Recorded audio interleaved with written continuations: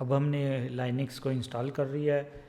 अब हम देखेंगे कि सबसे पहला काम हम देखेंगे कि कैसे फाइल्स को बनाना है, डायरेक्टरीज को बनाना है, कैसे फाइल्स को रिमूव करना है, कैसे उसके अंदर फर्दर कंटेंट ऐड करना है, डायरेक्टरीज को बनाना है, डायरेक्टरीज को डिलीट करना है। पहले हम इनको कमांड्स को समझने की कोशिश करेंगे, उसके बाद हम उसकी डेमो वगैरह देखेंगे। तो जब भी आपने फाइल क्रिएट करनी होती है तो हमारे पास जो कमांड होती है कैट, आपने कमांड टाइप करते समय में ये जो डॉलर सिंबल है वो नहीं लगाना है। ये जस्ट रिप्रेजेंट करने के लिए कि हम कमांड लाइन पे ये कमांड चलाने वाले हैं, ये आपको कमांड है। तो फाइल को क्रिएट करने की जो कमांड होती है वो हम कैट एक कमांड होती है जिससे हम फाइल को क्रिएट कर सकते हैं। हम सबसे पहली जो फाइल बनाने की कोशिश करेंगे वो फाइल 1 बनाने की कोशिश करेंगे। जब भी आपने फाइल बनानी है कैट आपने ये ग्रेटर देन सिंबल लगा देना है, उसके बाद आपने फाइल का नाम लिख देना है, फिर आपने कुछ भी जो कंटेंट टाइप करने हैं वो आपने टाइप कर देने हैं। उसके बाद हम क्या करेंगे, उसको सेव करना चाहेंगे। सेव कैसे करेंगे, यहाँ पे आपने कंट्रोल डी के साथ सेव करना है। कंट्रोल+D हमारे पास है, वो सेव करने के लिए होता है। ध्यान रखना है जो विंडो वाले लोग हैं वहाँ पे उनको हैबिट होती है किसी भी चीज़ को सेव करने की कंट्रोल+S। लाइनक्स में आपने कंट्रोल+S प्रेस नहीं करना है, वो क्या करेगा आपकी स्क्रीन को लॉक कर देगा, तो फिर उसको अनलॉक को करना मुश्किल हो जाता है। या तो आपको सिस्टम रीबूट करना पड़ेगा तब भी अनलॉक होगा, जहाँ एक बहुत ही कम्प्लेक्स कम्बिनेशन ऑफ की यूज़ करना पड़ेगा उसको अनलॉक करने के लिए। इसलिए प्लीज़ आपने ध्यान रखना है जब भी हम फाइल को सेव करेंगे, हम सेव करते टाइम अगर हमने फाइल कैट यूटिलिटी से बनाई है तो कंट्रोल D से सेव करेंगे। जब हमारी फ़ाइल बन गई तो हम उसके बाद क्या करेंगे, उस फाइल को देखना भी चाहते हैं। देखने के लिए फिर वही कमांड है कैट file1। अब हम कोई ग्रेटर देन सिंबल नहीं लगाएंगे क्योंकि वो फाइल बनाते टाइम हमने लगाना है। देखते टाइम हम कैट फाइल, उससे हमें क्या पता लग जाएगा कि जो भी हमने उसके अंदर कंटेंट लिखे थे क्या वो विजिबल है कि नहीं है। अब इससे हमने पता लग गया कि फ़ाइल को कैसे बनाना है, कैसे देखना है। उसके बाद हम क्या करेंगे, डायरेक्टरी बना के देखेंगे। डायरेक्टरी बनाने के लिए हमारे पास कमांड होती है मेक डायरेक्टरी। आगे हम डायरेक्टरी का नाम लिख देंगे। हमारे केस में हम कहेंगे कि हम एक टेस्ट डायरेक्टरी बनाना चाहते हैं। तो फिर उसके बाद हमने कमांड चला दी, उसके बाद देखेंगे कि डायरेक्टरी बनी कि नहीं बनी। बनने के लिए हमें जो कमांड चलानी पड़ती है वो ls कमांड चलानी पड़ती है। ls कमांड हमें मतलब लिस्ट कर देती है फाइलें हैं, वो हम देखेंगे कि कई बार ये फाइलों को अलग कलर में दिखाती है, डायरेक्टरीज को अलग कलर में दिखाती है। तो हम उस कलर को के हिसाब से भी पता लगा सकते हैं कि ये फाइल है कि डायरेक्टरी है। पर ये साइंटिफिक मेथड नहीं है कि कलर से आप पता लगाओ। कई बार हमें कलर्स की पहचान नहीं होती है, तब हमारे लिए दिक्कत का काम हो सकता है। इसलिए फिर हम थोड़ी सी एक और बढ़िया कमांड चलाएंगे ls-l। ls-l का मीनिंग होता है लॉन्ग लिस्टिंग, भी हमें ज़्यादा डिटेल दिखा। फिर हम देखेंगे कि वो हमें क्या हिंट देता है कि कौन सी फाइल है कि कौन सी डायरेक्टरी है।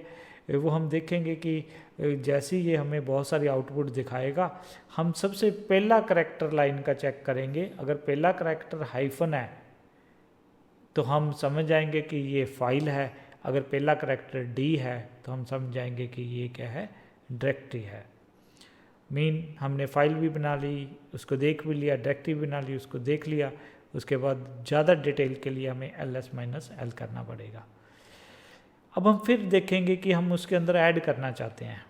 फाइल के अंदर हमने कुछ भी लिखा होगा, उसके अंदर और हम कुछ ऐड करना चाहते हैं। फिर हम वही कमांड लिखेंगे कैट ग्रेटर देन file1। पर जैसे ही ये कमांड लिखेंगे हम देखेंगे हमारे से बहुत बड़ी मिस्टेक होगी। मिस्टेक कैसे होगी, इसको बनाने के बाद सपोज हमने कुछ कंटेंट लिख दिया, तो उसके बाद जब कैट file1 से चेक करेंगे हम देखेंगे वो कंटेंट तो ओवरराइट हो गया। ये हमारा पर्पज़ नहीं था। हम क्या चाहते थे, भी जो फाइल है पहले उसके अंदर जो कंटेंट है वो रहें, जो नए वाले कंटेंट हो रहा है। तो बाद में जब आपने एक बारी फाइल बना ली, उसके बाद दोबारा से आपने उसके अंदर ऐड करने के लिए ये सिंबल, ये कमांड नहीं चलानी है, क्योंकि इससे क्या करता है वो फाइल को ओवरराइट कर देता है। इसलिए हम थोड़ी सी कमांड को मॉडिफाई करेंगे, चेंज करेंगे। कमांड में क्या लिखेंगे, कैट डबल बार हम ग्रेटर देन सिंबल लिखेंगे। ये सिंबल को हम अपेंड सिंबल भी कहते हैं। अपेंड होता है ऐड करना, कि पहले जो चीज़ है उसको नहीं डिलीट करना है, उसके अंदर और चीज़ों को ऐड कर देना है, फिर उसके बाद हम उसको सेव कर देंगे। नहीं, उसके बाद हम इकट्ठी बहुत सारी डायरेक्टरी एक साथ ही बनाना चाहते हैं। हम एक कमांड चला देंगे, मेक डायरेक्टरी ए, फिर बीबी, सीसी, सीसी के अंदर डीडी, सीसी के अंदर डीडी के अंदर, मीन हम एक ही कमांड में पूरा डायरेक्टरी स्ट्रक्चर बनाना चाहते हैं। ये लिनक्स में पॉसिबल है। विंडोज़ में हमें क्या करना पड़ेगा, न्यू फोल्डर, फिर उसका रीनेम करेंगे, फिर नया फोल्डर, फिर रीनेम करेंगे, नया फोल्डर, फिर उस फोल्डर के जाके अंदर बनाएंगे। बहुत लंबा चौड़ा काम हो जाता है, पर लिनक्स बहुत एफिशिएंट है। आप एक ही कमांड में पूरा जो भी आपका डायरेक्टरी स्ट्रक्चर आपको चाहिए वो आप उसको क्या कर सकते हो, क्रिएट कर सकते हो। फिर हम चेक करेंगे कि ये वाकई ये बन गई कि नहीं डायरेक्टरी है। उसके बाद हमने फाइल बना ली है, उसको रिमूव करने का तरीका देखेंगे कि रिमूव करने का तरीका कौन सा होता है। rm फाइल 1, क्योंकि हमने पहले फाइल 1 बनाई थी तो उसको रिमूव करके देख लेंगे।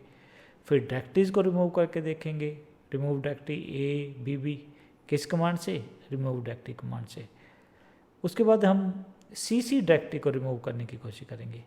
अब पहले केस में हम देखेंगे डायरेक्टरी रिमूव हो जाएंगी, पर जैसे हम सीसी को डिलीट करने की कोशिश करेंगे ये कुछ एरर्स देगा, कहेगा कि डायरेक्टरी नॉट एम्प्टी। भाई है भी नहीं एम्प्टी, क्योंकि उसके अंदर डी और ई बना हुआ है, तो ऐसे डिलीट नहीं करने देगा। तो हमें फिर कमांड जो rm कमांड है उसको थोड़ा सा मॉडिफाई करना पड़ेगा, चेंज करना पड़ेगा। हमें लिखना पड़ेगा rm-r। r होता है रिकर्सिवली, कि भी डायरेक्टरी के अंदर जाके डायरेक्टरीज को डिलीट करता रहा है। सी तो हमने जो भी डायरेक्टरी बनाई होगी तो उसको डिलीट करेगा। अब ध्यान रखना है इस कमांड को, ये rm-r बहुत ही डेंजरस कमांड होती है, इसको बहुत ध्यान से चलाना है आपने। कई बार इससे आपका सारा सिस्टम ही, सारा डाटा भी जा सकता है अगर आपने ध्यान से नहीं चलाया, तो इसको आपने बड़े ध्यान से देखना है। इसका मीनिंग जो डायरेक्टरी खाली नहीं होती, भरी हुई डायरेक्टरी है, उसके अंदर कुछ मटेरियल है, उसको डिलीट करने के लिए हमें क्या करना पड़ेगा, -r लगाना पड़ेगा रिकर्सिवली, तो उससे डिलीट हो जाएगा। तो अब हम इसकी जो है डेमो देखेंगे कि कैसे हमने मुझे इसको सब कुछ करके देखना है। इससे थोड़ा सा हमें थोड़ा सा समझ लगी कि क्या कमांड है, तो अगले वीडियोस में हम देखेंगे कि कैसे इसको करना है। तो प्लीज़ आप अगर अच्छी लगी है वीडियो तो उसको प्लीज़ लाइक कीजिए और चैनल को सब्सक्राइब करने की कोशिश करिए ये, क्योंकि मैं बहुत ज़्यादा अपना प्रोडक्टिव टाइम इन चीज़ों पे स्पेंड कर रहा हूँ। डेली मैं कुछ ना कुछ वीडियोस मतलब डालने की कोशिश करूँगा।